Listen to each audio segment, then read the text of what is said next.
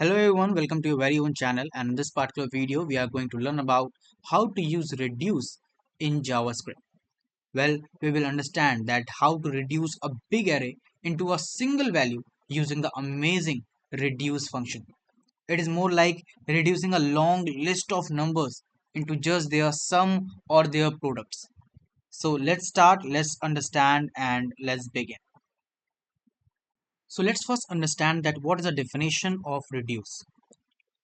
So the reduce method says that it is used to reduce an array into a single value, right? We are going to have an array, and using the elements of that array, we want a single value from that so that we can perform our operation of sum, average, total, or anything that we want, like product and other, right? So it does this by repeatedly combining elements. What does it mean? It means that it will use the elements of that particular array and will continuously combine those elements with particular operation of function which we want, right? So you need to mark these two words that it is used to combine or summarize array data into a one value, right? So this is the main definition about the reduce method, and now let's move toward understanding that what is the syntax of using a reduce method.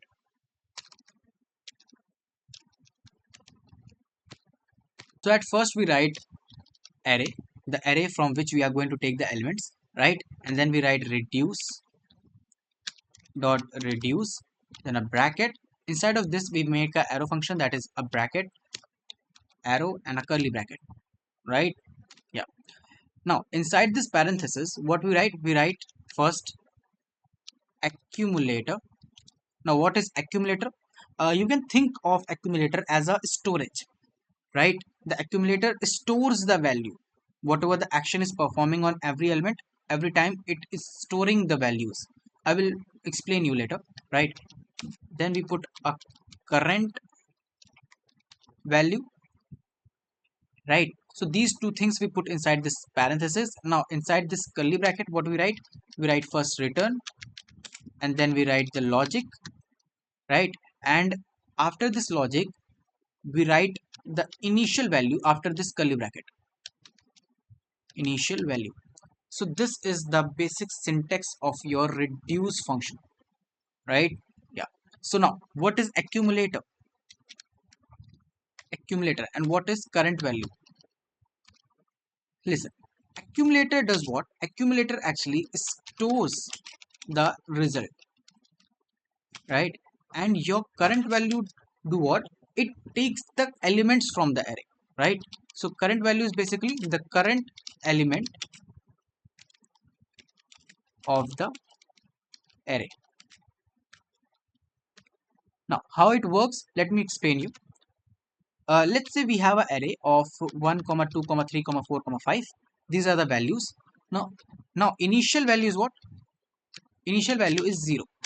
We put this initial value as 0, right? Now how it is going to do? Now understand that first it will do what? Let me take an accumulator also. Fine. Yeah. So what it will do at first? In At first it will take 0 as the initial value, and the current value will hold this 1. Now we want to perform the action of sum, right? So what it will do? It will take the initial value, and then the current value will take the first element. The first element will perform the logic. The logic will be what? Logic will be simple, that is whatever the current value is, right? Plus accumulator, right? Yeah. Accumulator is storing the what? Result. Now 0 plus 1. Now what it is? It will give me 1, right? Yeah. So it will give me 1. Whatever the result it is holding, it will go inside the accumulator. Now next time what it will do? It will take that 1, and then the current value will take the second value, that is 2.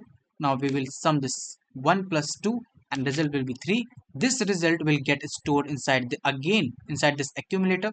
Now in the third step, what it will do? It will take that 3, and the current value will take the element 3, right? This 3 element, and then what will happen? It will go with that particular accumulator value, that was the result, and then it will do what? It will show us the result 6. Now this 6 will get stored inside this accumulator. By this way it will do what? It will perform the operation, and in the end it will show us what? It will show us the result 1 plus 2 plus 3 plus 4 plus 5, the final value as a single value, right? It will give me a single value. So this is how your reduce function works. Now let's see some good examples to understand that how it works.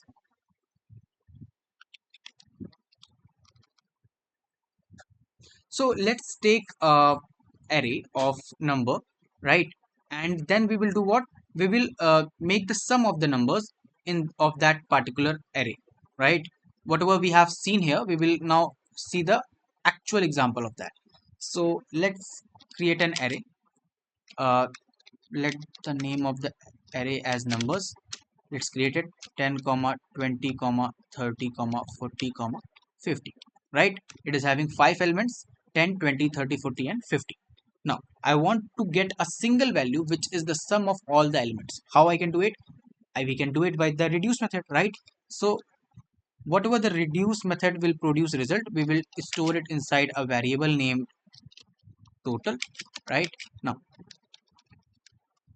first we will take the array, right? This is the array. Now that array we have written here, then we put a dot, then we'll write the reduce, right? And then we will put a bracket. Inside the bracket we will put another bracket, then a arrow, and then a curly bracket. Inside this parenthesis we will write two things: what? The accumulator, and what? The current value, right? Yeah. And inside this curly bracket we will write what? Return accumulator plus current value. This is the logic, right?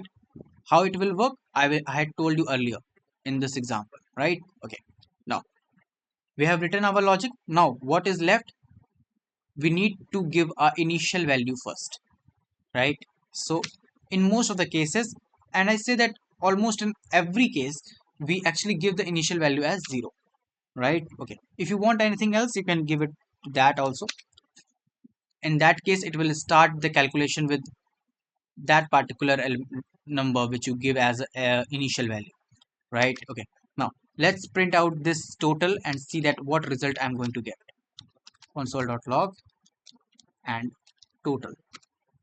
Let's go to our console and check where it is. Okay, yeah, it is there. And you can see that I'm getting a single value after all the calculation, and that is what? 150. So this is how your reduce works. I hope you get it, right? Should I give you another example?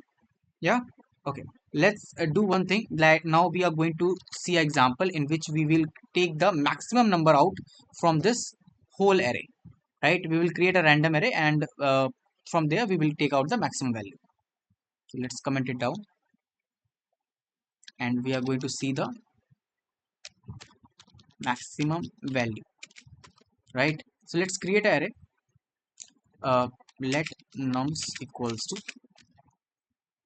any random value, that is 5, 7, 23, 45, 20, 234, right?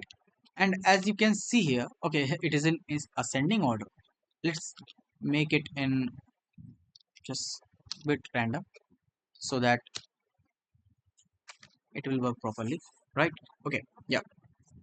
So for that, using the reduce function, what we do first, we will write a variable inside of which we will store the result, right? So that is nums, or I say the max, equals to, write the name of the array, that is nums.